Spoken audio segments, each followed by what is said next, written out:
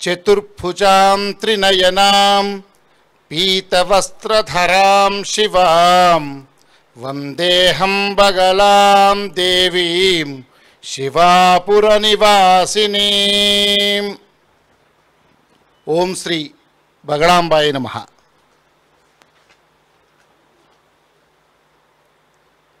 దశమహావిద్యల్లో అత్యంత మహిమాన్వితమైనటువంటి మహావిద్య బగళాముఖీదేవి. ఈ అమ్మవారి క్షేత్రం ప్రపంచంలోనే అరుదైన అపురూపమైన మహిమాన్వితమైన ఒక శక్తిపీఠంగా శ్రీ బగళాముఖి శక్తిపీఠం తెలుగునాట తెలంగాణ రాష్ట్రంలోని మెదక్ జిల్లా శివంపేటలో కొలువై ఉంది. ఇప్పుడు మనం ఆ అమ్మవారి సన్నిధిలో ఉన్నాం. ఈ శివంపేట గ్రామానికి ఒక ధార్మిక, వైదిక, సాంస్కృతిక, సాహిత్య వైశిష్ట్యం ఉంది. ఈ గ్రామంలో జన్మించిన మహానుభావుడు శాస్త్రుల విశ్వనాథ శాస్త్రి గారు.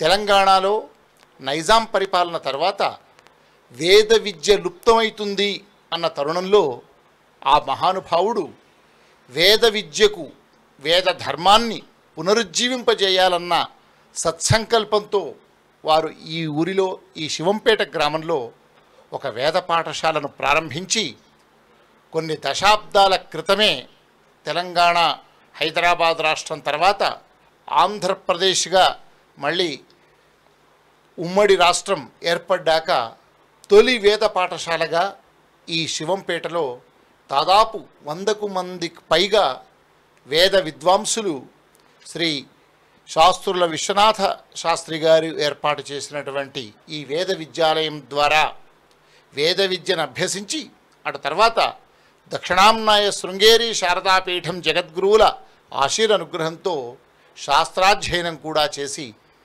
దేశ విదేశాల్లో విఖ్యాతులయ్యారు. ఆ ఘనతంతా శ్రీ శాస్త్రుల విశ్వనాథ శర్మ గారిదే. ఆ శాస్త్రుల విశ్వనాథ శర్మ గారితో పాటుగా వేద విద్యానిధి జ్యోతిరప్తోర్యామయాజీ బ్రహ్మశ్రీ మాడుగుల మాణిక్య స్వామయాజులు గారు కూడా వారికి కుడి భుజంగా ఉండి ఆచార్యులుగా, వేద విద్వన్మూర్తిగా, భారతదేశంలోనే వేదానికి భాష్యం చెప్పగల మహావిద్వాంసుల్లో ఒకరిగా ఈ పాఠశాలలో ఇంతమంది విద్యార్థులను తీర్చిదిద్దిన మహావేద పురుషులు మాణిక్య సోమయాజులు గారు. వారు చివరి క్షణాన ఉదయం బ్రహ్మానంద తీర్థులుగా ఆతుర సన్యాసం స్వీకరించి సాయంకాలం వారు పరమపదం పొందిన ఆ మహానుభావులు ఈ శివంపేటలో విశ్వనాథ శాస్త్రి గారు, మాణిక్య సోమయాజులు గారు పూర్వాశ్రమంలో ఈ వేద ధర్మ పునరుజ్జీవనానికి వారు చేసిన సేవ నిరుపమానం. అలాంటి శాస్త్రుల విశ్వనాథ శాస్త్రి గారి కుమారులు వారి తండ్రి వారసత్వాన్ని, ధార్మిక, వైదిక, సంస్కార వారసత్వాన్ని పుణికిపుచ్చుకున్న మహానుభావులు శాస్త్రుల వెంకటేశ్వర శర్మ గారు నా పక్కనే ఉన్నారు.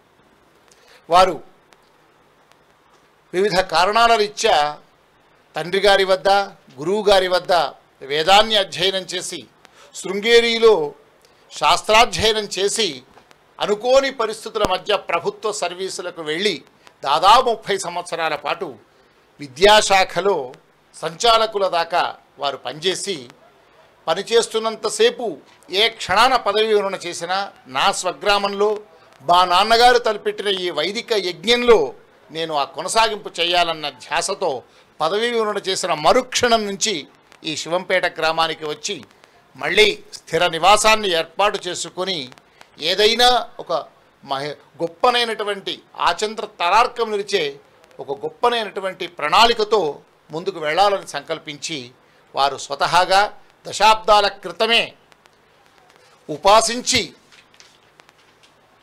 ఈ బగళాముఖి అమ్మవారి ఉపాసకులుగా వారి గురుదేవుల వద్ద ఉపాసనా దీక్షతో ఉపాసకులుగా మారి ఈ ఆలయంలో ఈ శివంపేట గ్రామంలో ఈ దశమహావిద్యల్లో అత్యంత ఉత్కృష్టమైన బగళాముఖి క్షేత్రాన్ని నిర్మించి తన తపస్సునంతా కూడా అమ్మవారి సేవకు వినియోగించి భక్త జనానికి ధారపోయాలన్న సంకల్పంతో వారు ఏ పదవి వచ్చినా తృణప్రాయంగా వదిలిపెట్టి తమ స్వగ్రామంలో ఈ బగళాముఖి క్షేత్రాన్ని నిర్మాణం చేయాలని తలపెట్టారు.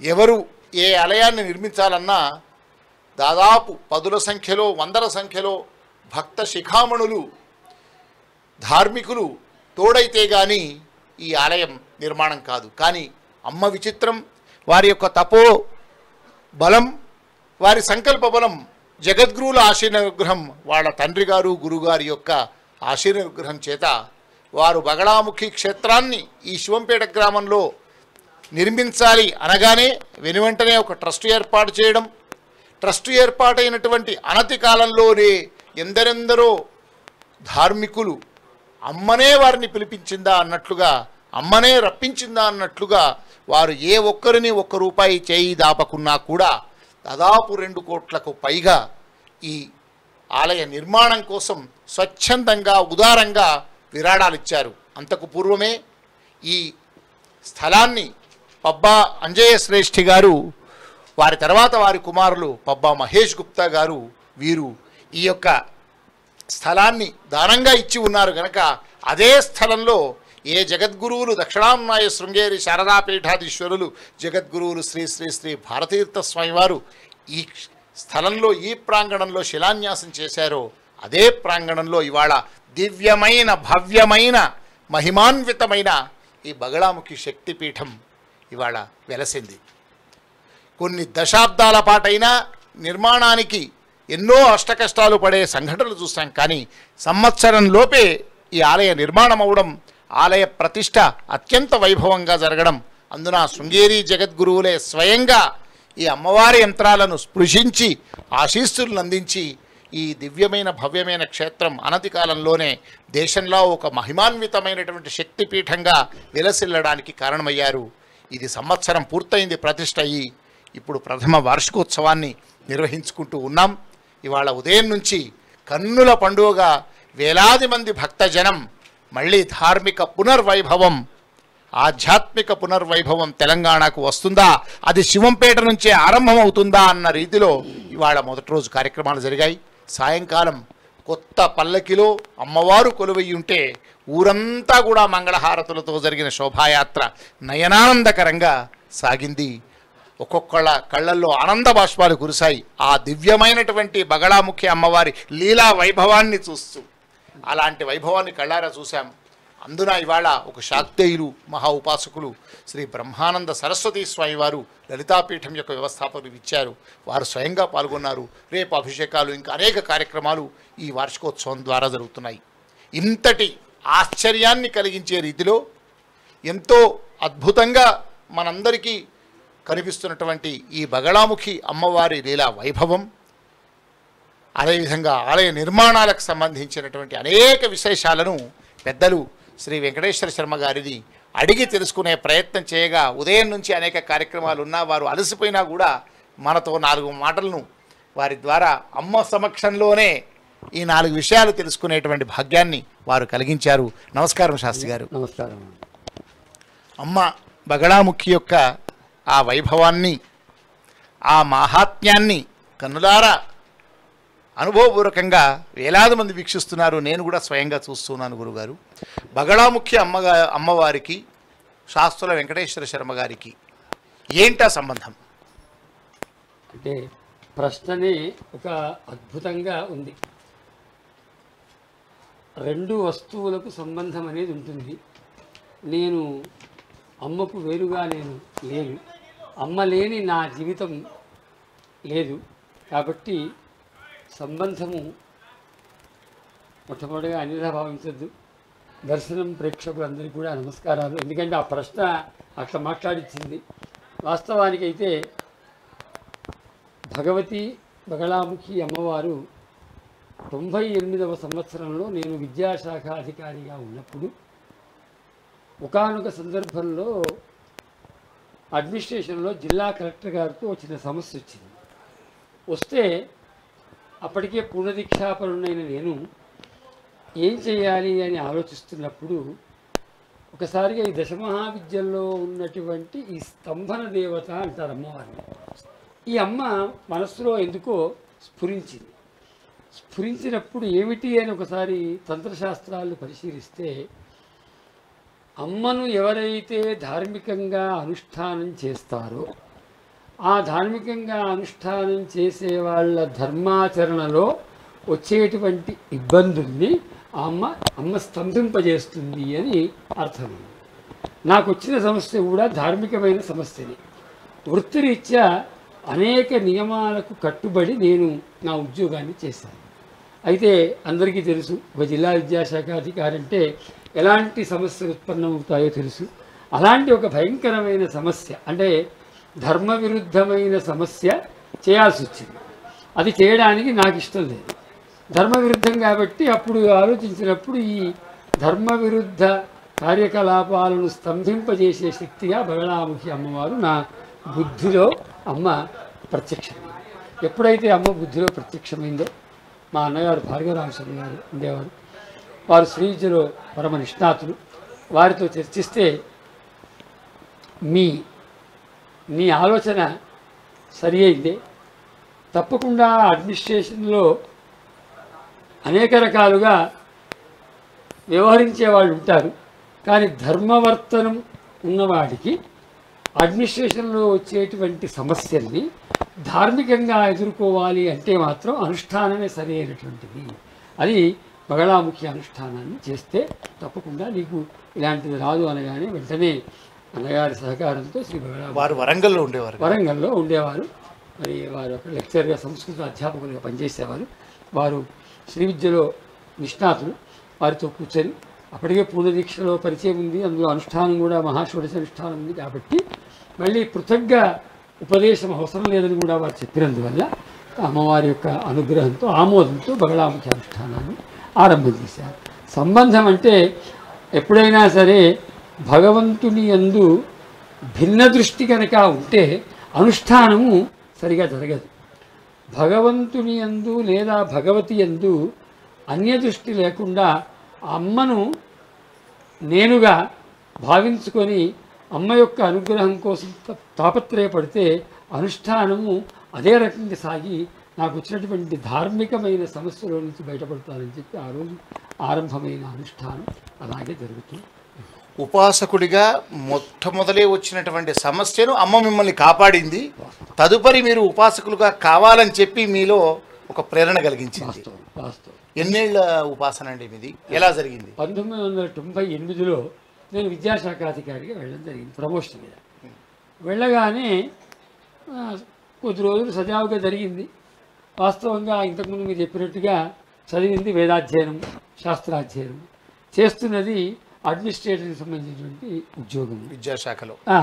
కొద్ది రోజులు జరిగిన తర్వాత ఏదో ట్రాన్స్ఫర్కి సంబంధించిన అంశాల్లో రూల్స్ మాత్రం చదివి చేసేంత చేయాలనేటువంటి దృక్పథం కలవాడిని. అయితే ఉన్న పరిస్థితులు ఆ రోజున ఎలా ఉన్నాయంటే, రూల్స్ ఉన్నప్పటికీ కొన్ని తప్పనిసరి పరిస్థితుల్లో ఇలా చెయ్యాలి అని నా పై అధికారులు చెప్పడం, అది చేయడానికి నా మనసు అంగీకరించకపోవడం, అది ధర్మం కాదు కదా. మరి జగద్గురువుల దగ్గర చదువుకొని మరి శృంగేరి లాంటి అత్యున్నతమైనటువంటి సామ్రాట్ పీఠంలో అధ్యయనం చేసిన నేను అధర్మాన్ని అంగీకరించడం అనేది నా ప్రాణత్యాగంతో సమానమైనటువంటిది. కాబట్టి అప్పుడు దీనికి సరైనటువంటి జవాబు మళ్ళీ ధార్మికంగా ఇవ్వాలని చెప్పి శోధిస్తూ ఉంటే ఈ స్తంభన దశమహావిద్యల్లో ఒకరైన స్తంభన విద్య గురించి తెలుసుకొని అప్పుడు అనుష్ఠానం ఆరంభం చేయడం. అనుష్ఠానం ఆరంభం చేసిన నాటి నుంచి నేటి వరకు ఆ అమ్మ అవసరమైతే అరే వెంకటేశ్వర నువ్వు పద నేనున్నాను అని వెంట అన్ని విషయాలు అడుగున అన్ని విషయాల్లో నా వెంట ఉంటూ నన్ను నడిపిస్తూ నా జీవితాన్ని అమ్మ ముందుకు తీసుకువెళ్తుంది. కాబట్టి అమ్మకు అంటే చూపు దృష్ట్యా అమ్మ నేను అని అనిపించినప్పటికీ నా మనస్సు దృష్ట్యా మాత్రం అమ్మ నేను అమ్మ ఒకటే అనే భావనలో, అంటే ఇది అహంకారం కాదు, ఇది అద్వైతం. అమ్మ వెంకన్న ఇది అద్వైతం. కాబట్టి అహం బ్రహ్మాస్మి అనే అద్వైత శాస్త్రాన్ని చదివాను కాబట్టి అమ్మను అమ్మగా కాకుండా అమ్మను నేనుగా ఉపాసన చేశాను కాబట్టి ఆ అమ్మ నన్ను అన్నిట్లో కూడా తానే కాబట్టి తనను తాను అమ్మ ఉపద్రవాల నుంచి రక్షిస్తూ ధర్మగమనం ఎటువంటి ఇబ్బంది లేకుండా మరి ఇంచుమించుగా 30 ఏళ్ళు అంటే అక్కడ తూర్పుగోదావరి జిల్లాలో విద్యాశాఖాధికారిగా, ఆ తర్వాత కడప జోన్ అంటే కర్నూలు, కడప, అనంతపురం, చిత్తూరు 4 కలిపి ఒక జోన్ అది.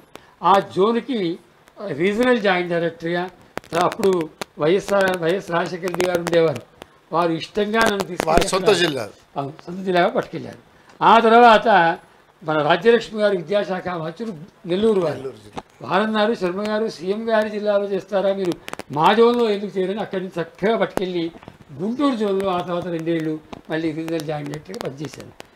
ఈ ఎక్కడెక్కడ పనిచేస్తున్నప్పటికీ పూలదండలో దారం ఎట్లా ఉంటుందో నా జీవితంలో అమ్మ అలా ఉంటూ వచ్చింది. ఆ విద్య కూడా విద్యాశాఖలో ఉన్న ఈ విద్య కొనసాగింది, విద్య కొనసాగుతూ ఉంది. కాబట్టే ఎటువంటి ప్రతిబంధకము లేనటువంటి ధార్మిక జీవనాన్ని గడుపుతూ ఉన్నాను. ఇది నాకు అమ్మకున్న బంధం. సరే, మీ 30 ఏళ్ల ప్రస్థానంలో విద్యాశాఖలో ఉంటూ బగడాముఖి విద్యను కూడా ఎక్కడ కూడా మీ ఉపాసనకు భంగం కలగకుండా చేసుకుంటూ వచ్చారు. పదవీ విరమణ చేశాక ఉపాసకులుగానే మీరు మీ నివాసంలోనో ఇంకెక్కడో చేసుకోవచ్చు. కానీ ఈ ఒక క్షేత్రం నిర్మించాలని కానీ ఒక శక్తిపీఠం పెట్టాలని కానీ ఎలా కలిగింది? ఇంత ఆశ్చర్యం కలిగే రీతిలో ఈ వైభవం యొక్క ప్రస్థానం చూస్తున్నాం కదా, ఇదంతా ఎలా సాధ్యమైంది? దీనికి ప్రధానంగా మా విద్యాగురువులు దక్షిణాంనాయ శృంగేరి శారదా పీఠాధీశ్వరులు శ్రీ శ్రీ శ్రీ భారతీ తీర్థ మహాస్వామి వారి యొక్క అనుగ్రహమే నన్ను ఈ మార్గంలోకి పట్టుకొని వచ్చింది. ఎలా అంటే 83వ సంవత్సరంలో మా నాన్నగారు 4 పీఠములకి, చతురామ్నాయ పీఠము 4 పీఠములకి వారు ఆస్థాన విద్వాంసులుగా ఉండేవారు. అందులో భారతీ తీర్థ మహాస్వామి వారికి మరియు వారి గురువుగారు అభినవ విద్యాతీర్థులకు అత్యంత ఇష్టంగా ఉండేవారు. అయితే ఒకానొక సందర్భంలో భారతీ తీర్థ మహాస్వామి వారు నాన్నగారితో నాకు శాస్త్ర పాఠశాలలో విద్యార్థులు కావాలి, ఈ ప్రాంతంలో శాస్త్రాధ్యయనానికి ఎవరు రావడం లేదు అని చెప్పినప్పుడు నాన్నగారు నన్ను ఇక్కడి నుంచి తీసుకెళ్ళి గురువుగారి దగ్గర మొట్టమొదట చిన్న పరీక్ష పెట్టి, నేను పరీక్షలో నెగ్గానని నేను అనుకున్నాను. ఆ తర్వాత అధ్యయనం చేశాక తెలిసింది వారు మహాపురుషులు కాబట్టి నేను చెప్పిన దాన్ని చిరునవ్వుతో అంగీకరించి నాకు ప్రవేశం ఇచ్చారు. వారి యొక్క బెంగళూరులో ఉన్నటువంటి వారి శాస్త్ర పాఠశాలలో జగద్గురు ప్రవేశం ఇవ్వడం జరిగింది. అక్కడ కృష్ణ జోషి గారి ద్వారా శాస్త్రాధ్యయనం, అద్వైత వేదాంతము, రాంభట్ల గారి దగ్గర మీమాంస న్యాయశాస్త్రములు అధ్యయనం చేసి మా నాన్నగారికి చివరిలో ఆరోగ్యం బాగాలేక మళ్ళీ ఇక్కడికి రావడము, ఆ తర్వాత మళ్ళీ కొద్ది కాలం మళ్ళీ అధ్యయనం చేశాను. అయితే మీరు అడిగిన దానికి జవాబు ఇక్కడ ఆలోచన కలిగజేసింది. ఎలా అంటే పదవీ విరమణ చేయబోతున్నాను. నా పైన ఉన్నటువంటి మా కమిషనర్ గారు కానివ్వండి, సెక్రటరీ గారు కానివ్వండి, ఏనాడు నన్ను వాళ్ళ యొక్క కింది అధికారిగా ఎప్పుడు చూడలేదు. గురువుగానే స్పష్టంగా చెప్పేవాళ్ళు, అయ్యా కుర్చీలో కూర్చుంటే మీరు డైరెక్టర్ గారు, మేము కమిషనర్ సెక్రటరీ, ఈ కుర్చీలోంచి లేస్తే మేము శిష్యులము, మీరు మాకు గురువు గారని చెప్పి స్పెషల్ చీఫ్ సెక్రటరీ క్యాడర్ కూడా అలాగే. ఎందుకు ఆనాటి రాష్ట్ర ముఖ్యమంత్రి వారి వ్యవసాయ క్షేత్రంలో మీ చేత యాగం చేయించుకొని గౌరవించి ప్రతిరోజు సాష్టాంగ నమస్కారాలు చాలా నిజం, సత్యం. వారు కూడా ఆ తర్వాత మరి పరమధార్మికులు కల్వకుంట్ల చంద్రశేఖరరావు గారు కూడా నా గురించి విని శ్రీ బగడాముఖి అమ్మవారి ఉపాసకులను తెలుసుకొని ఆ అనుష్ఠానం చేయమని చెప్పి నా ద్వారా అనుష్ఠానం చేయించుకొని ఒకసారి కాదు 1, 2, 3 సార్లు అనుష్ఠానం చేయించడం జరిగింది. అంతేకాదు అత్యంత ప్రధానమైనటువంటి కాళేశ్వరం విషయంలో, ఆరంభ విషయంలో కానివ్వండి, ఈనాడు అద్భుతంగా నిర్మించబడ్డ మన యొక్క సచివాలయం యొక్క ఆరంభ విషయంలో కానీ, బ్రాహ్మణ పరిషత్ భవన మా ప్రారంభోత్సవంలో కానీ వారిని ముందు చేశారు. అయితే ఇది వీటన్నిటికీ కారణం ఏంటంటే శృంగేరి జగద్గురువుల యొక్క అనుగ్రహం అనేటువంటి కవచం. ఆ అనుగ్రహం అనేటువంటి కవచం ఏదైతే ఉందో అది అహర్నిశలు నన్ను గురుస్థానంలో ఉంచింది తప్ప ఒక అధికారిగా పై అధికారులు కింది స్థానంలో ఏనాడు కూడా ఉంచలేదు. అయితే వాళ్ళంతా ఏం చేశారంటే నా పదవి విరమణ వస్తుంటే, నాతో పాటు చాలామంది పదవి విరమణ చేశారు, వస్తూ ఉంటేనే వాళ్ళు నాకు తెలియకుండా, తెలిస్తే ఒప్పుకోనని తెలియకుండా ప్రభుత్వానికి ఒక నివేదిక సమర్పించారు. ఏమిటంటే వెంకటేశ్వర శర్మ గారు ఫలానా 2021 జనవరిలో పదవి విరమణ చేస్తున్నారు. వారు ఈ శాఖ కోసం, విద్యాశాఖ కోసం గత 30 ఏళ్ల నుంచి ఒక సమిధలా పనిచేశారు వారు. కాబట్టి వారి యొక్క అవసరం దీనికి ఉంది. అందువల్ల వారిని ఒక 3 ఏళ్ళు ఇలాగే కొనసాగించాలి అని వారు ఒక నివేదిక పంపించారు. ఆ నివేదిక ఎలా వెళ్ళిందంటే ఆ అమ్మ చరణముల యొక్క అనుగ్రహం తప్పేయట్లేదు. ఒకరిని మించి ఒకరు రాశారండి. కమిషనర్ గారి కన్నా సెక్రటరీ గారు అద్భుతంగా రాశారు. సెక్రటరీ గారు రాసిన దానికన్నా ఫైనాన్స్ సెక్రటరీ గారు ఇంకా అద్భుతంగా దాన్ని రామకృష్ణారావు గారు ప్రస్తుతం ముఖ్యమంత్రి ఒత్తిడి తెచ్చారు. అయ్యా ఆ వారు చేయమన్నారు. అన్నీ జరిగాయి. కానీ ఎక్కడో మనస్సులో దాన్ని ఏమంటారంటే మరి అమ్మ దగ్గర ఉన్నాను కాబట్టి చెప్పొచ్చు కానీ ఆమెనే ఎక్కడో లోపల ఉండి అరే నీ జీవిత పరమార్థం ఇంతేనా అని ప్రశ్నిస్తున్నట్టుగా అనిపించింది. నీ జీవితం యొక్క పరమార్థం ఇంతేనా అంటే ఉద్యోగం చేస్తావు, నీ కుటుంబాన్ని పోషించుకుంటావు. మరి ధర్మాచరణ చేస్తూ ధర్మాన్ని 10 మందికి చెప్పడానికి నీ వంతు కృషిగా ఏముండదా? అంటే ఉద్యోగంలో ఉంటూ చేస్తూ ఉన్నా ఉద్యోగం చేస్తూ చేయడం ఎందుకు అన్న ఎక్కడో అమ్మ యొక్క ఆదేశం హృదయాన్ని తప్పుతూ ఉంది. ఎప్పుడైతే పదవి విరమణ దగ్గరికి వచ్చానో ఓ పక్క ఈ ఫైలు అప్రూవ్ అవుతూ పైకి వెళ్ళిపోతుంది. ఇక లాభం లేదనుకున్నాను. అనుకోని ఒకరోజు అమ్మ దగ్గరే ఇంకో పీఠం ఉంది. ఇంకో పీఠం ముందు కూర్చొని అమ్మ యొక్క ధ్యానం చేస్తూ ఉన్నాను. ఆ ధ్యానం చేస్తూ ఉంటే ఎక్కడో ఒక అమ్మ యొక్క మరి ప్రేరణ ఎలా వచ్చిందంటే నాకెందుకో కళ్ళ ముందు అమ్మ కనపడుతున్నట్టుగా, తర్వాత లేదు అమ్మ యొక్క శబ్దములు వినపడుతున్నట్టుగా అలా అనిపించింది. ఒక నిమిషం అదే అనుష్ఠానంలో కూర్చున్నప్పుడు ఇక్కడ 85వ సంవత్సరంలో నేను శాస్త్రాధ్యయనం చేసినప్పుడు జగద్గురువులు భారతీతీర్థ మహాస్వామి వారు హైదరాబాద్ నగరానికి వచ్చారు. వచ్చినప్పుడు అక్కడ నేను వాక్యార్థాన్ని వారి అనుమతితో వినాయక శాస్త్రార్థ గణపతి వాక్యార్థ మహాసభలు అప్పుడు హైదరాబాద్ శంకరమఠం జరిగాయి. నేను వారి అనుమతితో, నేను విద్వాంసుని కాదు, ఎందుకంటే ఎంతమందిలో మహామహోపాధ్యాయులు ఉన్నప్పుడు అక్కడ విద్యార్థిగా వాక్యార్థం చేయడం అంటే అది ఒక రకంగా సాహసమైనా ఎందుకో తెలియదు కానీ వారు పెద్ద మనసుతో అరే వెంకటేశ్వర, వారు నన్ను ఇప్పటికీ అలాగే పిలుస్తారు, అరే వెంకటేశ్వర వాక్యార్థం చేయమన్నారు. చేయగానే వాళ్ళ దగ్గరికి ఇలా పిలిచి అరే నా విజయయాత్రలో శివంపేట ఉంటుందారా అన్నాడు. అది వాస్తవానికి ఇక్కడ లేదు. మరి మీ మార్గంలో లేదు కదరా, మరి నువ్వు వాక్యార్థం చేసావు, ఏం కావాలని అన్నాడు. గురుగారు నా మార్గంలో ఉన్నా లేకున్నా మీరు మా ఊరికి రావాలి అని కోరడం జరిగింది. అయితే అప్పటికీ మా నాన్నగారు స్థాపించినటువంటి వేద పాఠశాల నడుస్తుంది. నాన్నగారు మరణించారు, నేను నిర్వహిస్తున్నాను. నాకేంటంటే గురువుగారు అడుగు పెడితే ఇక ఆ ప్రాంతము ఇక దానికి అంటే ధర్మంలో ఇది ఆ ప్రాంతంలో ఇక అది అనవరతంగా కొనసాగుతుంది, అడుగు పెట్టినట్టే అన్న భావనలో నేను వారిని కోరగానే ఏమిటో తెలియదండి.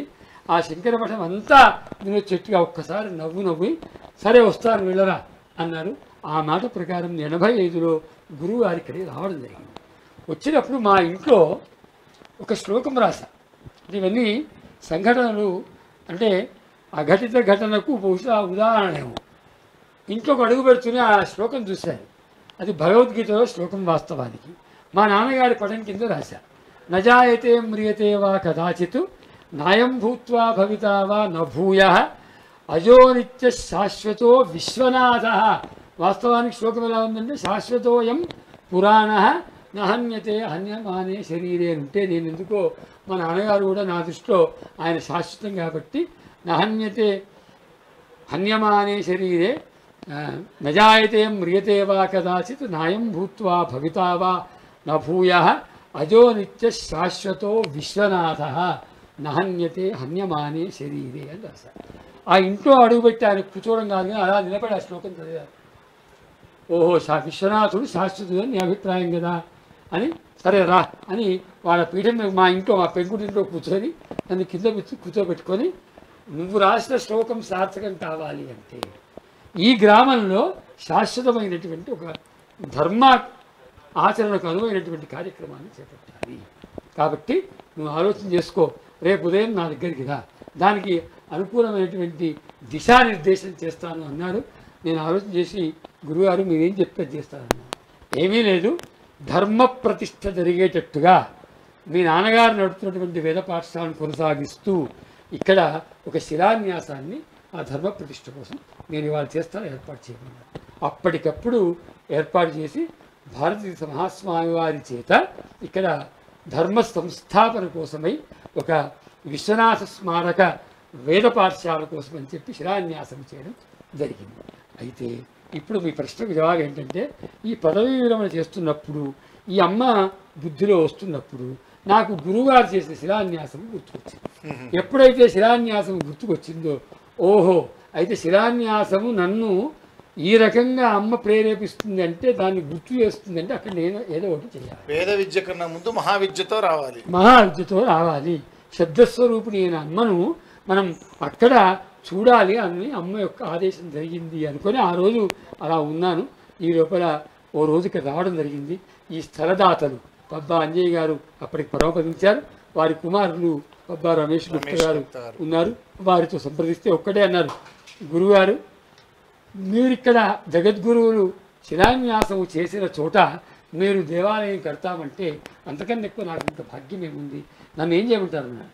సంక్రాంతి వస్తుంది, ఉత్తరాయణ పుణ్యకాల ప్రవేశం అవుతుంటే మళ్ళీ ఓసారి స్థలాన్ని పునరంకితం చేయమంటే పాపం వారు స్వరూప పబ్బా రమేష్ గుప్తా గారు ఆ స్థలాన్ని దానం చేసి ఆ రోజు అమ్మ యొక్క ప్రేరణతో ఏదైతే కలిగిందో వారి దానంతో ముందడుగు వేసింది. కాబట్టి ఇక పదవీ విరమణ అయ్యాక ఇంట్లో అనుష్ఠానం చేసుకోవాలనే ఆలోచన లేదు.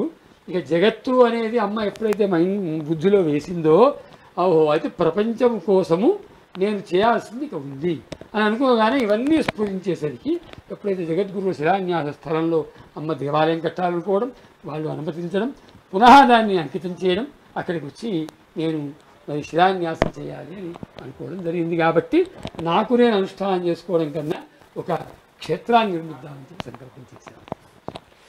జగద్గురువుల అనుగ్రహంతో జగన్మాత ఆలయ నిర్మాణానికి మీరు అంకురార్పణం చేశారు. సంవత్సర కాలంలోనే ఆలయం నిర్మాణమైందనేది అందరికీ ఆశ్చర్యం కలిగిస్తుంది. చూస్తుండగానే ప్రథమ వార్షికోత్సవం మళ్ళా సంవత్సరం కూడా చేసుకుంటున్నాం. ఎన్నో ఏళ్ళైతే కానీ 5 ఏళ్ళు 10 ఏళ్ళు ఇలాంటి ఆలయ నిర్మాణ పెద్ద పెద్ద కార్యాచరణ ప్రణాళిక జరుగుతుంది కదా, ఇది ఎలా సాధ్యమైంది మీకు? అదే నిజంగా కనుక మానవ సంకల్పం అయితే అసాధ్యమే అయ్యేది. ఒకవేళ మానవ సంకల్పమే అయ్యుంటే కనుక మీరు చెప్పినట్టుగా, ఎందుకంటే ఇవాళ ధర్మానికి అనుకూలంగా ఎలా ఉందో ప్రతికూలంగా కూడా అలాగే ఉంది. కాబట్టి మరి సంవత్సరాలు పట్టేది. కానీ సంకల్పము వెనకాలనే అమ్మ యొక్క ప్రేరణ తాను కాబట్టి ఒక వ్యక్తి అడిగారు, గురుగారు మీ ప్రణాళిక ప్లాన్ ఏంటి అన్నారు. నేను అన్నాను, నా ఇల్లు కట్టుకోవడానికే నాకు ప్లాన్ లేదు, ఆమె నివాసం కట్టడానికి నాకెక్కడిది ప్లాను అని నేను అన్నాను. అనగానే వారు అన్నారు, ప్లాన్ లేకుంటే మరి సాధ్యం కాదేమో అన్నారు. అంటూ ఉంటే ఆశ్చర్యకరం ఏంటంటే వారి సతీమణి పసుపు చీరలో వచ్చి ముందు నిలబడిందండి. ఆ రోజు అసలు వారికి సంబంధం లేదు, కానీ ముందు రూమ్లో మాట్లాడుతుంటే వారి ప్రశ్న వేస్తూ ఉంటే పచ్చని చీర ధరించినటువంటి పీతాంబరాపర స్వరూపమైనటువంటి ఒక స్త్రీమూర్తి వచ్చి నా ముందు నిలబడింది. ఆమె వాస్తవానికి వారి భార్య, కానీ నాకు కనపడ్డది ఆ అమ్మ స్వరూపంలో ప్రత్యక్షమై వారి ప్రశ్నకు నా ప్రశ్నకు జవాబు అక్కడ నిలబడ్డటువంటి ఆమె చెప్పగానే వారు కూడా కనీసం ఒక్క అడుగు కూడా మళ్ళీ ఒక్క ప్రశ్న కూడా వేయలేదు. గురుగారుగా నేనేం ప్రశ్నించను, మీకు ఏ ప్రణాళిక అక్కర్లేదు, మీకు అమ్మవారి అనుగ్రహం మీకు ఉంది అని అన్నారు. ఆమె అనుగ్రహం ఉంది కాబట్టి నేను మా ట్రస్ట్ సభ్యుల్లో మీరు కూడా పరమధార్మికులు, మీరు కూడా ఉండడమే కాదు, ఆ 11 మాసాల్లో పూర్తి చేయడంలో అమ్మ యొక్క ప్రేరణతో పాటు మన సభ్యులైనటువంటి పబ్బా మహేష్ గుప్తా గారు, శ్రీ శివకుమార్ గౌడ్ గారు, అలాగే పత్రాల శ్రీనివాస్ గౌడ్ గారు, మా అన్నయ్య పురుషోత్తమ శర్మ గారు ఎలా కారణం అవుతూ ఉన్నారో, మీరు కూడా అడుగడుగున అమ్మ గురించి ఎక్కడైతే అక్కడ బగడాముఖి క్షేత్ర నిర్మాణం అవుతుంది అని చెప్పి చెప్పడం ద్వారా అమ్మ యొక్క ప్రేరణను అమ్మ యొక్క రూపంలో మనం తీసుకొని చేశాం. కాబట్టి ఎవరిని కూడా ఒక్క రూపాయి నోటితో యాచించకుండా వాళ్ళు అడిగినప్పటికీ కూడా అయ్యా మమ్మల్ని ఏమేమంటారంటే నేను చెప్పలేను, ఎందుకంటే అమ్మ స్వప్నంలో కనపడి ప్రేరణ నాది, సంకల్పం నాది, నువ్వు గనక మళ్ళీ ఈ శక్తిపీఠ నిర్మాణం కోసం ఎవరినైనా మరి ఆ ధనాన్నో దేన్నో అపేక్షిస్తే అది నువ్వు తప్పు చేసిన వాడు అవుతావు, నా శక్తిపీఠ నిర్మాణంలో ఎక్కడో దగ్గర సరైనటువంటి ఆలోచన నీకు లేదు అన్న భావన కలుగుతుంది, కాబట్టి అది విరమించుకో అని చెప్పడమే కాదు, స్వప్నంలో అమ్మ పసుపు తీర కట్టుకొని ఎక్కడైతే నేను చేయాలని సంకల్పించానో అక్కడ ఇటుకలు పేరుస్తూ స్వప్నం వచ్చింది ఆమె. ఓ అమ్మ, అయితే నన్ను అసమర్థుని చేసి నీ దేవాలయం నువ్వే కట్టుకుంటున్నావా? వద్దు తల్లి, నేను ఎవరిని ఏమీ అడగను, నిత్యానుష్ఠానం చేస్తాను అని సంకల్పం చేసుకొని ఆ రోజు పక్కనే అమ్మ యొక్క బగళాముఖి అమ్మవారి యొక్క ఒక విగ్రహాన్ని తెచ్చుకొని బాలాలయం అని ఏర్పాటు చేసుకొని నా భార్య యొక్క సహకారం, ఎందుకు అంటే ఆమె యొక్క సహకారం కనుక లేకపోతే, అంటే బగళాముఖి అమ్మవారు ప్రేరణ చేసింది, మానవులుగా ప్రయత్నం అయితే చెయ్యాలి, వేరే ప్రయత్నం వద్దంది, అనుష్ఠానం చేయాలి అంటే నాకు ఒక తోడు, అంటే ఆ అనుష్ఠానంలో సహకరించే వ్యక్తి కావాలి. వివాహం అప్పుడు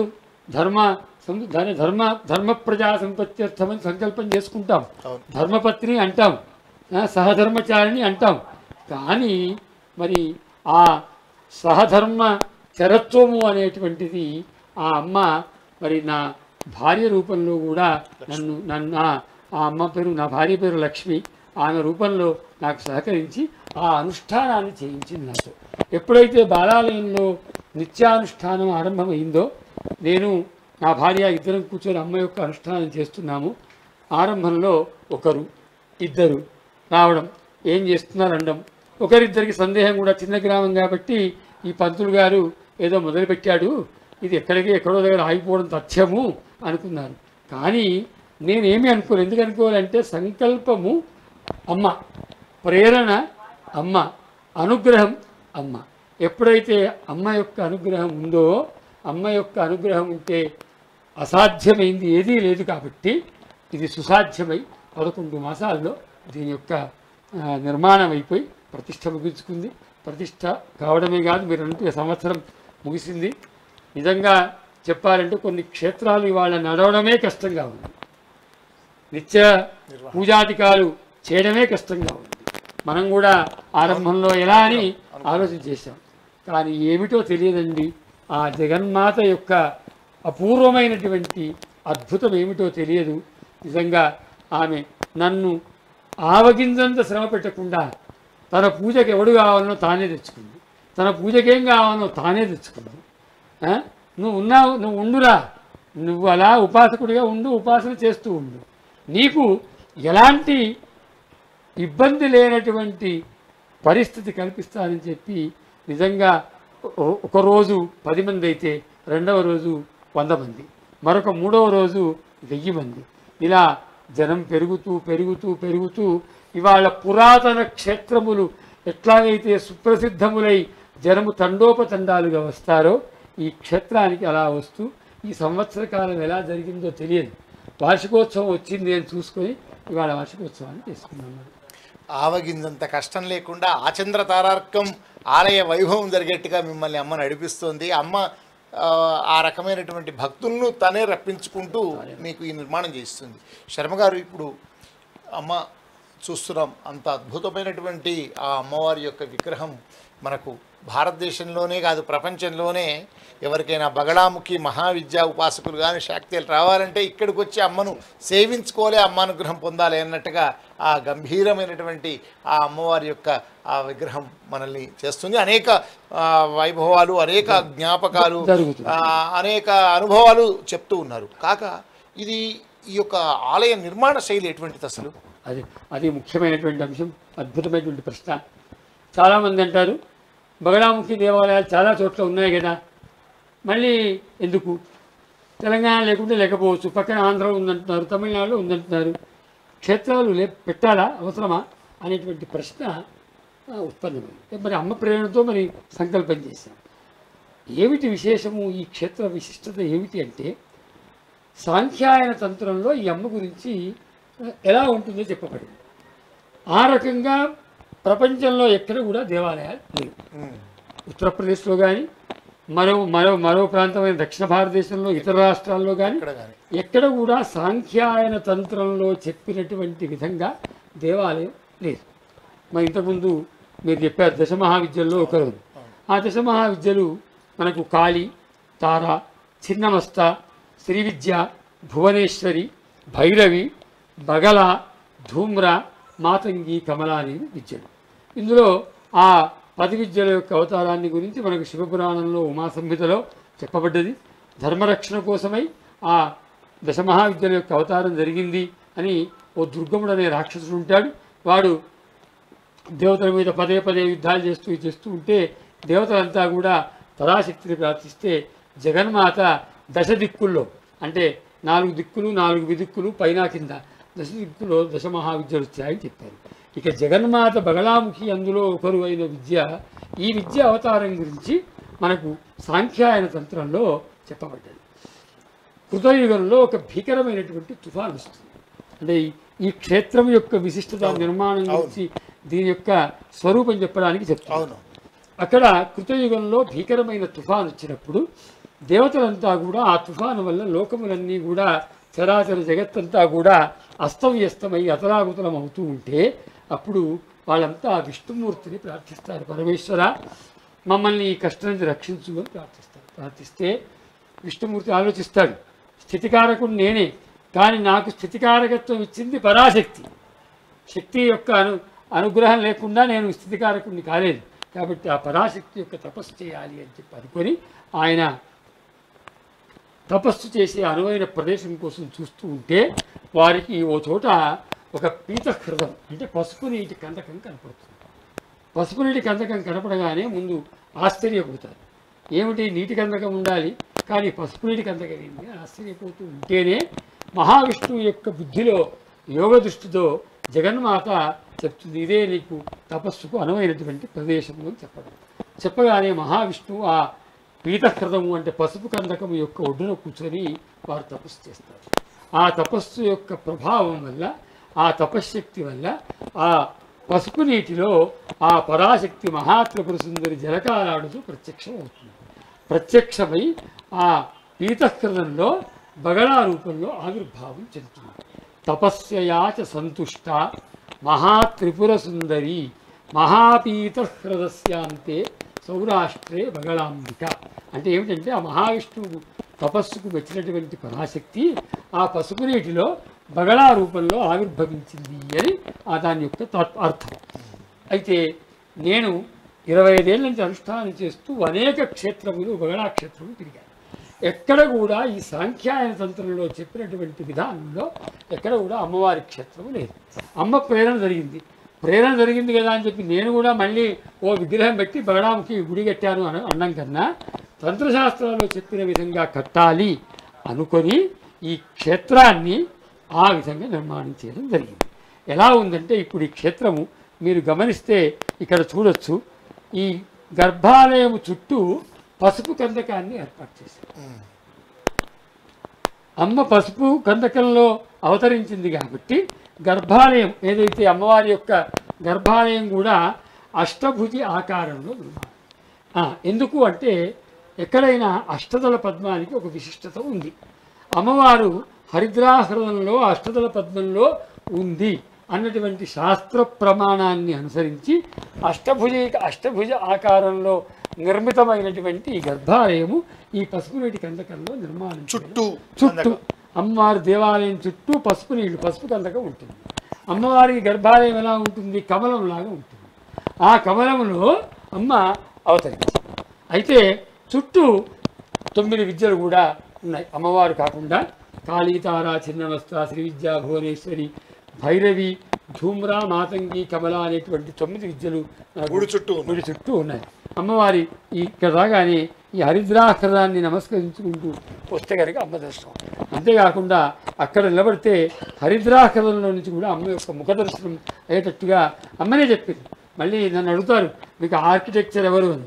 నాకు అమ్మనే అమ్మనే ప్రేరణ కలిగించింది, అమ్మనే ప్రేరణ, అమ్మనే ఇది చేయరా ఇలా చేయని చెప్పి ఏదో రూపంలో అండి అమ్మ ఓసారి స్వప్రదర్శనం, ఓసారి ఏదో రకమైన శబ్ద శ్రవణం, ఇంకోసారి ఇంకో మనిషి రూపంలో సలహా, ఈ రకంగా. అంతేకాదు అసలు శక్తి పీఠం అన్న పదము మా వెంకన్న గారి ద్వారా వచ్చింది. మహాభాగ్యం. అంటే అమ్మ అమ్మ అమ్మ మన మీ రూపంలోనే అమ్మ మీ రూపంలో నాకు చెప్పించింది. కాబట్టి నేనేమంటున్నా అంటే ఇక్కడ చేసినటువంటి ప్రతి పని ఆమె ప్రేరణ. కాబట్టి ప్రపంచంలో ఇప్పుడు ఇక చెప్పొచ్చేది ఏంటంటే సాంఖ్యాయన తంత్రంలో బగళాముఖి అమ్మవారి యొక్క ఆవిర్భావం చెప్పబడింది. అమ్మవారి యొక్క ఆవిర్భావం ఎలా జరిగిందో అలా ప్రపంచంలో ఎక్కడ దేవాలయం లేదు. ఇక్కడ ఆమె ప్రేరణతో సాంఖ్యాయన తంత్రశాస్త్రంలో ఎలా ఉందో అలాగే ఇక్కడ దేవాలయాన్ని నిర్మించడం జరిగింది. అంతేకాకుండా కొంతమంది అంటే ప్రాచీనుల యొక్క అనుమతి ద్వారా అమ్మ యొక్క మంత్రము 36 అక్షరములు, షట్త్రింశదక్షరి బగళా మంత్రము అని. అందువల్ల ఈ ఆలయ నిర్మాణంలో కూడా ఈ హరిద్రాహృదంతో కలుపుకొని అమ్మ యొక్క ఆలయ నిర్మాణాన్ని 36x36గా తీసుకోవడం జరిగింది. అంతేకాకుండా మహామంటపాన్ని కూడా ఆ మంత్రాన్ని దృష్టిలో పెట్టుకొని 36x36గా తీసుకోవడం జరిగింది. అందువల్ల ఇక్కడ ఈ క్షేత్రము లాంటి క్షేత్రం ఇక ప్రపంచంలో ఎక్కడ కూడా బగళాముఖి అమ్మవారికి నిర్మాణం ఇంతవరకు జరగలేదు. కాబట్టి అమ్మ ప్రేరణ ఉంది కాబట్టే ఆమె శాస్త్రీయమైనటువంటి విధానంలో చేయించింది. అయితే మళ్ళీ ఒక్క మాట మళ్ళీ అంటే ఎన్నిసార్లు స్మరించిన ఆ మహాపురుషుల స్మరణ మరి చేస్తూనే ఉండాలి. మా నాన్నగారు మాకు ఈ శ్రీ విద్యా పూర్ణ దీక్షలు ఇచ్చారు. వారి గురువుగారు కరపాత్ర స్వామి. కరపాత్ర స్వామి వారి యొక్క అనుగ్రహం మాకు ఉంది. వారు అనేక గ్రంథాలు రాశారు. అందులో శ్రీ విద్యా సంబంధమైనటువంటి గ్రంథాన్ని వారు శ్రీ విద్యా రత్నాకరము, శ్రీ విద్యా వరివస్య అనేటువంటి పుస్తకాలు రాశారు. అందులో కూడా మనం తీసి చూసినప్పుడు సాంఖ్యాయన తంత్రంలో అమ్మ యొక్క అవతార స్వరూపం ఎలా ఉందో అందులో కూడా బగళా సంబంధమైన అంశాలు ఇంచుమించుగా దగ్గరగానే కనపడతాయి. అంటే నేనేమనుకున్నానంటే ఇటు విద్యాగురు స్థానమైనటువంటి దక్షిణాంనాయ శృంగేరి శారదా పీఠాధీశ్వరుల యొక్క అనుగ్రహం ఎలాగూ రానే వచ్చింది. ఇటు చూస్తే అనుష్ఠానం చేస్తున్నటువంటి అనుష్ఠానము మా ఉపదేశ గురువులు శ్రీ విద్యా ఉపదేశ గురువు అయినటువంటి పరమ గురువు అయినటువంటి కరపాత్ర స్వామి వారి యొక్క పరంపర కూడా ఒక పక్క బుద్ధిలో స్ఫురిస్తుంది. అందువలనే ప్రపంచం అని ఎందుకంటే అంటే ఈ మధ్యకాలంలో భారతదేశం బయట కూడా దేవాలయ నిర్మాణాలు అవుతున్నాయి. కాబట్టి ఈ రోజున ఈ శివంపేట గ్రామంలో నిర్మితమైనటువంటి బగళాముఖి దేవాలయము శాస్త్రీయ విధానంలో నిర్మించినటువంటి ఏకైక దేవాలయంగా ఇక్కడ మరి నిర్మించబడి ఈ రకంగా మరి భక్తుల కొంగు బంగారంగా.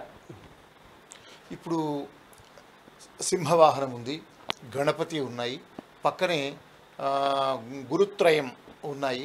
ఇంకా దీని ప్రణాళిక ఏమేమి ఉన్నాయి మొత్తం ఆలయ పరిసరాల్లో? ఆరంభమైతే అమ్మ విగ్రహ ప్రతిష్టతో ఆరంభమైంది. ఆరంభమైనప్పుడు మళ్ళీ ఒక మహాపురుషుడే ఇది దేవాలయం కాదు, ఉపాసకులకి ఉపాసన తపోభూమిగా సిద్ధక్షేత్రంగా ఉండాలి, దానికి మరి అనువైన ప్రదేశం ఎక్కడుంది అని వచ్చినప్పుడు వెంటనే మనకు ఉపాసనకు మూలపురుషుడు అయినటువంటి దక్షిణామూర్తి గారు మెదడులోకి వెళ్ళారు. మెదలగానే ఇక్కడ దక్షిణామూర్తి యొక్క విగ్రహ ప్రతిష్ఠ చేయాలి అని అనిపించింది. విగ్రహ ప్రతిష్ఠ అంటే మళ్ళీ దానికి స్థలము, ఒక ఆలయము, ఇవన్నీ రావాలి. అది రాగానే మనసులోకి అయితే దక్షిణామూర్తి మండపం కట్టాలి అని వచ్చింది. ఆ దక్షిణామూర్తి మండపం కట్టాలి అని మనసులోకి రావడమే ఆలస్యం. ఆ రోజు ఇక్కడికి ఒకరు వచ్చారు, సేరి సుభాష్ రెడ్డి గారు అని వచ్చారు. పాపం వస్తే అందరికి తీర్థం పెట్టారు, ఆయన తీర్థం పుచ్చుకోవాలి. ఎందుకు అంటే నాకు ఏదైనా చెప్పండి అంటారు. అసలు నిజంగా చెప్పాలంటే ఆమె నన్ను విచిత్రానికి గురి చేస్తుంది. నన్ను ఎవరిని ఏం అడగొద్దంటేది. మళ్ళీ అడగకుండా వచ్చిన వాళ్ళను వాళ్ళ సంకల్పాన్ని చెప్పమంటుంది. వాళ్ళ సంకల్పం వాళ్ళేమో నన్ను చెప్పమంటారు. గురుగారు ఏం చేయమంటారని, గురుగారు ఏం చేయమంటారని వాళ్ళు అడుగుతారు, అమ్మనేమో ఏం చెప్పొద్దు. అది ఒక రకమైన పరీక్షలో నిర్ణయం మళ్ళీ ఆవిడే చేస్తుంది. అతను కింద కూర్చున్నాడు, అయ్యా మీరు తీర్థం తీసుకొని ఆలోచన చేద్దామంటే లేదు గురుగారు నాకు ఏదైనా చెప్పండి అంటాడు. అంతకుముందు రోజే దక్షిణామూర్తి యొక్క సంకల్పం ఇచ్చింది. అయ్యా దక్షిణామూర్తి ధ్యాన మందిరాన్ని మరి మీరు కట్టండి అన్నాను. వెంటనే సరే అన్నారు. ఈ అమ్మవారి ప్రతిష్టతో పాటు ఆ దక్షిణామూర్తి మండప నిర్మాణం చేసి అక్కడ దక్షిణామూర్తి స్థాపన. అక్కడితో కాకుండా మనకు గురుత్రయం దక్షిణామూర్తి, వేదవ్యాసులు, భగవత్పాద శంకరులు, ఈ ముగ్గురు ఒక్క దగ్గర ఉన్న క్షేత్రం కూడా జగత్తులో ఎక్కడా లేదు. ఎప్పుడైతే బగళాముఖి అమ్మవారి క్షేత్రం ఇదే ప్రపంచంలో మొట్టమొదటిది శాస్త్రీయ విధానంలో అయిందో, గురుత్రయం ఒకే వేదిక మీద ప్రతిష్ఠించిన క్షేత్రం కూడా ఇక్కడ లేదు. కాబట్టి ఎప్పుడైతే ఆలోచన వచ్చిందో ఇక్కడికి వచ్చేటువంటి ఉపాసకులకి అనుష్ఠానం చేసుకోవడానికి వీలుగా ఆ ధ్యాన మందిరం కూడా నిర్మాణం చేసి అక్కడ దక్షిణామూర్తిని, వేదవ్యాసుని, భగవత్పాద శంకరులు కూడా ప్రతిష్ఠించి ఆరాధిస్తూ అనుష్ఠానం చేస్తుంది. అమ్మ దగ్గరకు వచ్చి నమస్కరించుకొని అర్చించి అక్కడ ఉపాసన చేసుకొని మళ్ళీ అన్న ప్రసాదాన్ని స్వీకరించి అన్నపూర్ణాలయం కూడా ఇక్కడ అవుతుంది కదా. అవుతుంది. అదే అన్ని మొన్న సందర్భం వచ్చింది. అంటే బగళాముఖి శక్తి గురించి ఇప్పుడు 2 ముక్కలు చెప్పాల్సి వస్తుంది. ఏనాడు ప్రతిష్ఠ చేశాము నాటి నుండి ఈ దేవాలయం యొక్క మెట్లెక్కుతున్న వాళ్ళకే ముందు బుద్ధిలో ఒక రకమైన మార్పు చేస్తుంది ఆవిడ. ఏం మార్పు చేస్తుందంటే ధార్మికములైనటువంటి కోరికలు మాత్రమే వాళ్ళ మనస్సులో ఉండేట్టుగా ఆవిడ మనస్సును మార్చేస్తుంది. ఇప్పుడు వచ్చినప్పుడు వాళ్ళు ఏదో అనుకొని వస్తారు. అవును. ఈ మధ్య కాలంలోనే ఒకరు వచ్చి నేను ఫలానా చెయ్యాలి అని వచ్చారు, ఫోన్లో చెప్పారు. ఇక్కడ వచ్చి ఆ క్షేత్రం మెట్లెక్తూ వచ్చి ఎక్కిన తర్వాత అది మర్చిపోయారు. నేను అమ్మవారి యొక్క ఉపాసన చేస్తాను, నాకు మంత్రదీక్ష ఇవ్వండి అని చెప్పి వచ్చారు. అప్పుడు అమ్మకు వెళ్ళి నేను అమ్మ పాదాలు ముట్టుకొని నమస్కరించి, అమ్మ ఎంత ఆశ్చర్యకరం తల్లి, వచ్చే ముందు అతను కోరిన కోరిక వినడానికే ఇష్టం లేకుండా ఉండింది, వచ్చాక నీ అనుష్ఠానం అంటున్నాడు తల్లి అనిపించింది. అయితే ఈ సంవత్సర కాలంలో ఎందరెందరో ఇక్కడికి రావడం, అమ్మ యొక్క అనుగ్రహాన్ని ఒక నమస్కారం చేసి అమ్మ అనుగ్రహాన్ని పొందడం, ఆ తరువాత నిండు చేతులతోనే ఇక్కడికి వెళ్ళడం జరుగుతుంది. అయితే ఈ మధ్యకాలంలోనే మన తెలంగాణ రాష్ట్రంలో మరి శాసనసభ ఎన్నికలు జరిగాయి. సహజమే కాబట్టి నాయకులు భగవంతుని యొక్క ఆరాధన చేయడానికి వచ్చారు. ఇక్కడికి ఎవరైతే నాయకులు వచ్చి అమ్మను సేవించారో వాళ్ళు ధార్మిక దృష్టితో వచ్చారు కాబట్టి అందరూ విజయం సాధించి వాళ్ళందరూ కూడా ఉన్నతమైన స్థానంలో ఉన్నారు. అంటే పేరు చెప్పడం భావ్యం కాదు కాబట్టి అందులో ఒకరు కామారెడ్డి శాసనసభ్యులుగా ఉన్నటువంటి భారతీయ జనతా పార్టీ వారు నాయకులు వెంకటరమణారెడ్డి గారు వారు ఇక్కడికి వచ్చారు. అమ్మవారి ఆరాధన చేసుకుని వెళ్ళి నామినేషన్ వేయడం, వారి ధర్మ సంకల్పం మరి నిజం కావడం అయిపోయింది. కాగానే మళ్ళీ వచ్చారు. వచ్చి వారు ఇలాగే గురుగారు అమ్మ అనుగ్రహంతో విజయం సాధించాను, కానీ నన్ను అమ్మకు ఏ సేవ చేసుకోమంటారు అడిగారు. మళ్ళీ అమ్మ నా నోటికి మళ్ళీ మూతనే అందరికి చెప్పినట్టుగానే వారికి చెప్పా. అయ్యా నేను చెప్పలేను. వారి భార్య ఆ పక్కన ఉండింది. ఆ అమ్మ ఏమందంటే, గురువుగారు మీరు అడగట్లేదు కదా అని అలా ఎవరు చెప్పలే. మీరు అడగట్లేదు, మేము అడిగాం కదా, మాకు జవాబు చెప్పండి అని. ఓహో మళ్ళీ నీ రూపంలో అమ్మని అడిగిస్తుంది. మళ్ళీ గొప్ప అందరి ముందు అంటున్నాను, నేను అడగను అని. ఎవరు ఏం అడగలేదు. కానీ మొన్న వెంకటరమణారెడ్డి దంపతులు వచ్చినప్పుడు మాత్రం వారి సతీమణి ఏమందంటే, మీరు అడగట్లేదు నేను అడుగుతున్నాను చెప్పండి అంటే, అప్పటి వరకు ఇక్కడ మా సభ్యుల్లో ఒకరైన శివకుమార్ గౌడ్ గారు మరియు మరొక సభ్యులు మహేష్ గుప్తా గారి తండ్రి గారు పబ్బా రమేష్ గుప్తా గారు అమావాస్య పౌర్ణిమలకు వారి తల్లిదండ్రుల జ్ఞాపకార్థము అన్నదానం చేస్తున్నారు. అయితే అది టెంట్లో జరుగుతుంది. నేను వెంటనే ఏమన్నా అంటే, ఇక్కడ భోజనాలు టెంట్లో చేస్తున్నారండి, కాబట్టి ఒక అన్నపూర్ణాలయాన్ని కట్టివ్వండి. ముందు వారికి ఆలయం కట్టుకుంటారు. అన్నపూర్ణాలయం అంటే ఒక భోజనశాల కట్టివ్వండి అనగానే వారు వెంటనే అమ్మవారి దేవాలయం వెనకాల ఒక విశాలమైనటువంటి అన్నపూర్ణాలయం, అదే నిత్య అన్నదానానికి అనుకూలమైనటువంటి భవనాన్ని నిర్మిస్తూ ఉన్నారు. భూమి పూజ చేశారు. కొద్ది రోజులు అది కూడా అయిపోతుంది. చాలా గొప్ప విషయం. చివరగా మనము అమ్మతో మొదలయ్యాము. మీకు ఈ గ్రామం యొక్క వైశిష్ట్యము, మీ నాన్నగారు, మీ గురువు గారు, వారి చేత దాదాపు 100 మంది విద్వాంసులు ఇక్కడ తయారయ్యారు. ఒక్కసారి వారిని గుర్తు చేసుకున్నాక మనం అయితే ఈ కార్యక్రమాల గురించి ఒక 2 ముక్కలు చెప్పి అందిస్తాను. యజ్ఞశాల కూడా మా సభ్యుల్లో ఒకరు శివకుమార్ గౌడ్ గారు వారు చేస్తామని చెప్పడం జరిగింది.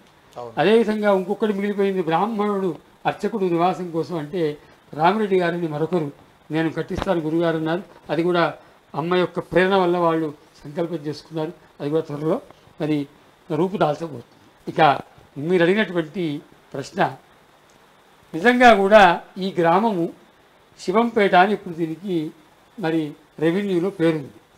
కానీ ఎందుకో ఒకరోజు నేను ఆ రెవెన్యూలో పూర్వపు పేరు చూస్తే శివాపురం అని నిలిపింది ఈ ఊరి పేరు.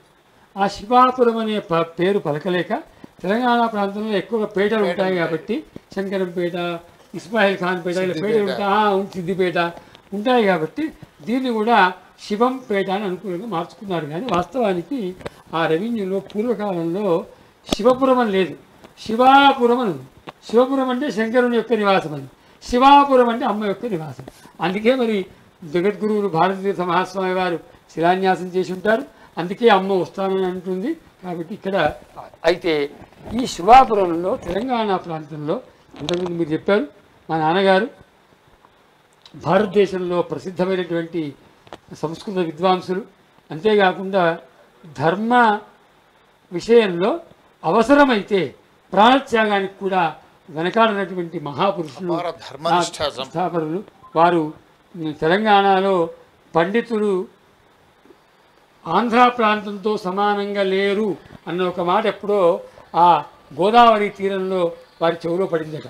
ఓహో అలాగా, అయితే వేదము శాస్త్రము చదువుకున్నటువంటి మహాపండితులు తెలంగాణ ప్రాంతంలో ఉండాలి అనే ఉద్దేశంతో 1970వ సంవత్సరంలో ఆంధ్రప్రదేశీయ పురోహిత బ్రాహ్మణ వేద విద్యాపీఠం అనే పేరుతో ఒక వేద విద్యాపీఠాన్ని స్థాపించారు. అయితే వేద విద్యాపీఠ స్థాపన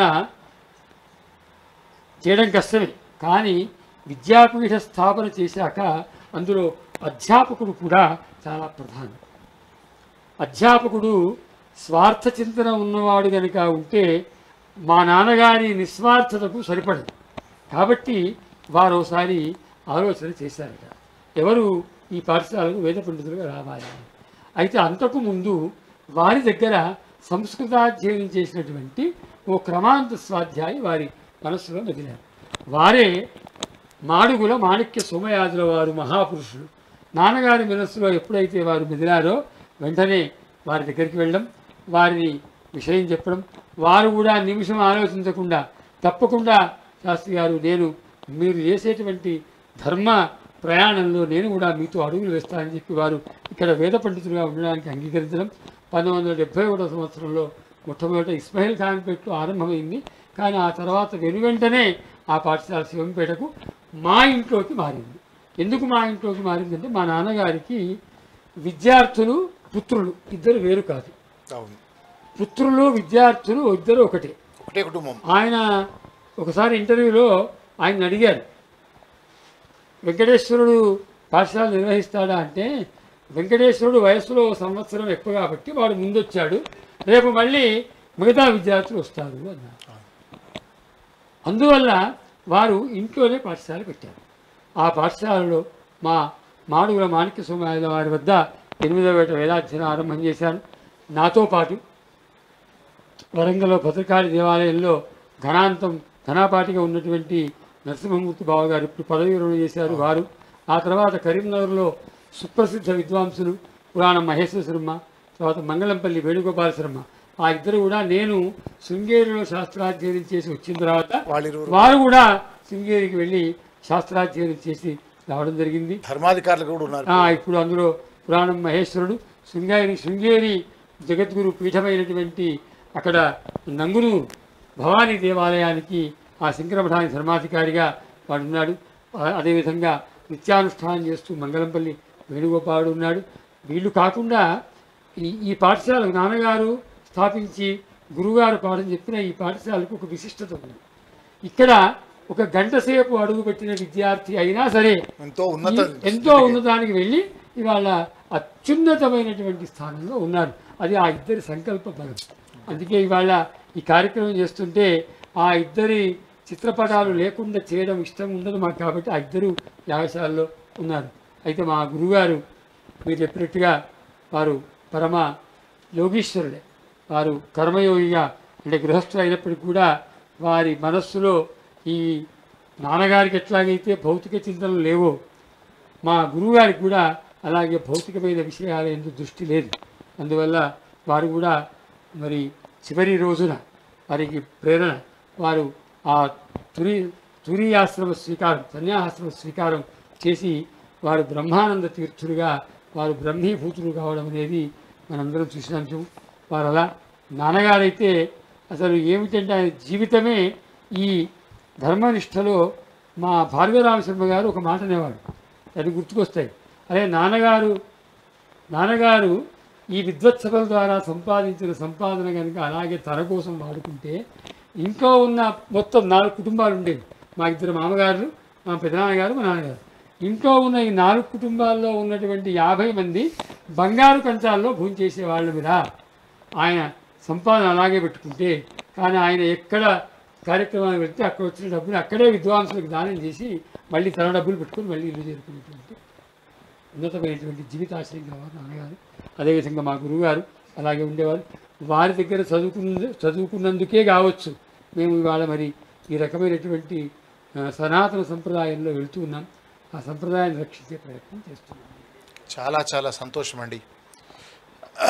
అభినవ విద్యాతీర్థ జగద్గురువులు శృంగేరి శారదాపీఠం, భారతీతీర్థ మహాస్వామి వారు ప్రస్తుత జగద్గురువులు, వారి తత్కర కమల సంజాతులు విధుశేఖర భారతీ స్వామివారు, ఈ ఊరిలో ధర్మ ప్రతిష్ఠ చేసినటువంటి బ్రహ్మశ్రీ శాస్త్రుల విశ్వనాథ శాస్త్రి గారు, మాడుగుల మాణిక్య స్వామి గారు బ్రహ్మానంద తీర్థులుగా పరమ పొందిన యతీశ్వరులు, అంతకు మించి ఈ శాక్తేయ సంబంధమైనటువంటి గురువుగా ఉన్నటువంటి కరపాత్ర స్వామివారు, వారికి శాక్తేయ ఉపాసనను ఉపదేశం ఇచ్చినటువంటి శాస్త్రుల భార్గవరామ శర్మ గారు.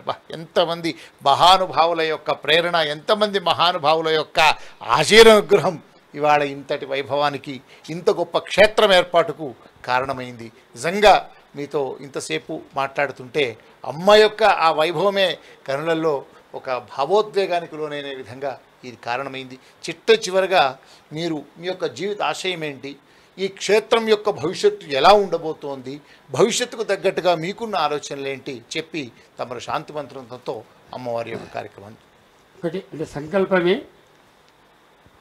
అమ్మగారి ప్రేరణ, అమ్మ యొక్క ప్రేరణ, మా నాన్నగారు గురువుగారి యొక్క ఆశీస్సులు, అదేవిధంగా శృంగేరి జగద్గురు యొక్క ఆశీస్సులు, కరపాత్ర స్వామి యొక్క ఆశీస్సులతో ఈ నిర్మాణం అయింది. కాబట్టి ఇది శాశ్వతంగా స్థిరంగా ఆచంద్రతారార్కము ఎప్పుడూ నిత్యానుష్ఠానంతో ఉండాలన్నది నా ఆశయం. అయితే మానవుడి యొక్క జన్మ పరిమితమైంది. పరిమితమైన ఈ జన్మలో అపరిమితమైనటువంటి ఆలోచన చేయడం అనేది కేవలం అమ్మ యొక్క ఆశీస్సులుంటే మరి అది సిద్ధిస్తుంది అని అనుకుంటున్నాను. నా కోరిక ఏంటంటే నాన్నగారు పెట్టేటువంటి ఏ వేద పాఠశాల ఉందో మళ్ళీ 4 రోజులు గడిచిన తర్వాత నా జీవితాశయం అడిగారు కాబట్టి మళ్ళీ ఒకసారి ఈ శివంపేట గ్రామంలో వేద పాఠశాలను మీ అందరి సహకారంతో స్థాపించి, ఏదైతే శివంపేట మొన్నటి వరకు వేద విద్యాపీఠం అని అనుకునేవాళ్ళు, ఇప్పుడు ప్రపంచ స్థాయిలో శివంపేట అనగానే బగళాముఖి క్షేత్రం వస్తుంది. రేపు బగళాముఖి క్షేత్రంతో పాటు మళ్ళీ వేద విద్యకు నిలయమైనటువంటి క్షేత్రమే శివంపేట అని అందరూ గుర్తించే విధంగా దీన్ని చేయాలనే సంకల్పము. దానికి ధార్మికులైన వాళ్ళందరి సహకారం తీసుకొని జగద్గురుల ఆశీస్సులు తీసుకుంటాను. అయితే ఒక్క విషయాన్ని నేను మరిచాను. ఏమిటంటే ఎప్పుడైతే భారతీయ మహాస్వామి వారు వచ్చి శిలాన్యాసం చేసి వెళ్ళిన తర్వాత నాకు ఇవన్నీ జరిగాయో మళ్ళీ నాకు ఏమనిపించిందంటే ఈ పారమార్థికమైనటువంటి ఈ సంకల్పము, ఈ పారమార్థికమైనటువంటి ఈ క్షేత్రము లౌకికులైన వాళ్ళ చేతిలో ఉంటే దీని యొక్క భవిష్యత్తు ఎలా ఉంటుందో ఊహించుకొని ఇది లౌకికుల యొక్క చేతిలో ఉండకూడదు అని అనుకొని నేను మొన్న మీతో శృంగేరి వెళ్ళి శృంగేరి జగద్గురువులను మరి అర్థించడం జరిగింది. గురువుగారు పరమ గురువులైనటువంటి భారతతీర్థ మహాస్వామి వారు శిలాన్యాసం చేశారు. మీరు యంత్రాన్ని మరి ప్రాణప్రతిష్ఠ చేసి మీరు అందించారు. ఈ 2 అనుగ్రహాలు ఉన్నటువంటి నా క్షేత్రము మీ యొక్క అనుగ్రహంతో మీ చేతిలో ఉండాలని కోరుకుంటానంటే విధుశేఖర భారతి స్వామివారు పరమ దయామయులై పరమ కరుణా సింధు స్వరూపులై తప్పకుండా చేస్తాము అని చెప్పి అనుగ్రహించడం జరిగింది. దానికి సంబంధించినటువంటి వ్యవహారాలు జరుగుతున్నాయి. తప్పకుండా నాకు విశ్వాసం ఏంటంటే జగన్మాత ప్రేరణతో అడిగాను, జగద్గురువుల యొక్క ఆశీస్సులతో ముందడుగు వేశాను. కాబట్టి ఈ క్షేత్రం శృంగేరి మహాసంస్థానం యొక్క ఏలుబడిలో ఉంటుంది. కాబట్టి ఇక దీనికి అశాశ్వతత్వం అనే ఆలోచనే రాదు. కాబట్టి శాశ్వతమై చిరస్థాయిగా ఉండి 10 మందికి అమ్మ యొక్క అనుగ్రహం చేరాలని చెప్పి కోరుకుంటున్నాను. సహనావతు సహనౌ భునక్తు సహ వీర్యం కరవావహై తేజస్వినావధీతమస్తు మా విద్విషావహై. ఓం శాంతి శాంతి శాంతి. ప్రజ్ఞాన నిధి మహావిద్యా సంపన్నులైనటువంటి భారతీ తీర్థ మహాస్వామి వారి యొక్క ఆశీర్వానుగ్రహంతో, జగద్గురు విధుశేఖర భారతీ స్వామి వారి యొక్క ఆశీర్వానుగ్రహంతో అమ్మ మహావిద్య వచ్చింది, వేద విద్య కూడా ఇక్కడికి రాబోతుంది. అలాంటి గొప్పనైనటువంటి బగళాముఖి క్షేత్రం ప్రపంచంలోనే ఒక గొప్పనైనటువంటి శక్తిపీఠం. ప్రపంచంలో ఉండే ప్రతి ఒక్కరికి కూడా ఉపాసనకు కానీ వారి యొక్క ఈతి బాధలు తీరడానికి కానీ ఏ విధమైనటువంటి ఇబ్బందులున్నా అమ్మ వారిని దరిచేర్చి తీర్చే ఒక దివ్య భవ్యమైనటువంటి క్షేత్రంగా ఈ శక్తిపీఠం విలసాలని కోరుకుంటూ, వచ్చే సంవత్సరం ద్వితీయ వార్షికోత్సవం వారు చెప్పినట్టుగా దక్షిణాంనాయ శృంగేరి శారదాపీఠం జగద్గురు సంస్థానం పక్కనే ఉన్న గురుత్రయం శంకర మఠంగా ఈ ప్రాంగణం కొనసాగాలని, అటు తర్వాతనే వేద విద్యకు నిలయం కూడా కావాలని కోరుకుంటూ, ఇంతసేపు అద్భుతమైనటువంటి విషయాలను అమ్మ సన్నిధిలో చాలా గొప్పగా ఆసక్తికరంగా మనల్ందరినీ కూడా మంత్రముగ్ధుల్ని చేసే విధంగా విషయాలు అందించిన బ్రహ్మశ్రీ శాస్త్రుల వెంకటేశ్వర శర్మ గారికి ప్రణమిల్లుతూ ఈనాటి ఈ యొక్క ప్రత్యేకమైన ముఖాముఖి కార్యక్రమాన్ని ముగిస్తున్నాం. స్వస్తి. నమస్కారం.